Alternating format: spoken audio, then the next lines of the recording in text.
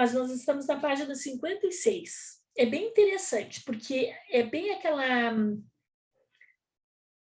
aquela fase em que o Bert estava fugindo. A gente tinha visto isso, e aí a última coisa que a gente tinha lido dizia assim: somente depois que Sophie me confrontou em uma regressão com minha antiga experiência que consegui superar o trauma.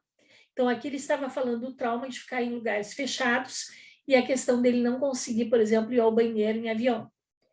Meu desaparecimento, porque como ele tinha fugido, né, então agora ele retornou para essa frase, meu desaparecimento não passou desapercebido por muito tempo. Obviamente, imaginaram que eu estaria em algum lugar dentro do trem. Durante a noite, ouvi soldados americanos passando pelos vagões à minha procura e dizendo: tem um maldito alemão em algum lugar do trem. O trem ainda ficou um dia inteiro parado em uma estação de manobra perto do campo, sem que eu tenha sido descoberto. Por fim, desistiram de me procurar. Ninguém estava com vontade de descarregar o trem inteiro só para encontrar um prisioneiro alemão. O custo e o atraso na entrega das provisões não compensariam minha captura. Além do mais, assim deveriam pensar, eu poderia estar em algum dos outros vagões. Deste modo, finalmente o trem partiu. O trem levou 6 dias de Charleroi até a Alemanha. Nesse meio tempo, parou algumas vezes. Meus colegas haviam deixado uma pequena brecha em meu esconderijo, pela qual eu podia olhar para fora através de uma fenda na parede do vagão. Em uma das paradas, ao olhar pela pequena abertura, deparei diretamente com os olhos de um soldado americano que patrulhava a plataforma. Nossos olhares se cruzaram. Soldado se... Gente, eu chego a estar arrepiada. Imaginem alguém trancado há dias, num cubículo, tá? Sendo procurado e dar de cara com um olho. O soldado seguiu adiante e eu respirei aliviado. Contudo, meu alívio não duraria muito tempo.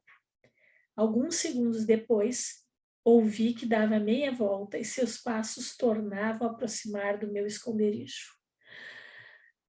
Ele olhou diretamente para a fenda à minha frente e intuitivamente fechei os olhos.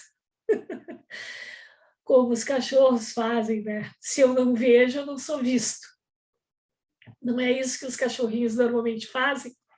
Eles fecham os olhos, então estou invisível. Então o soldado foi para o outro lado do vagão. Abriu-o, vasculhou nos espaços entre as caixas e os engradados. Esperava poder sentir meu corpo. Porém, por sorte, eu estava muito bem emparedado.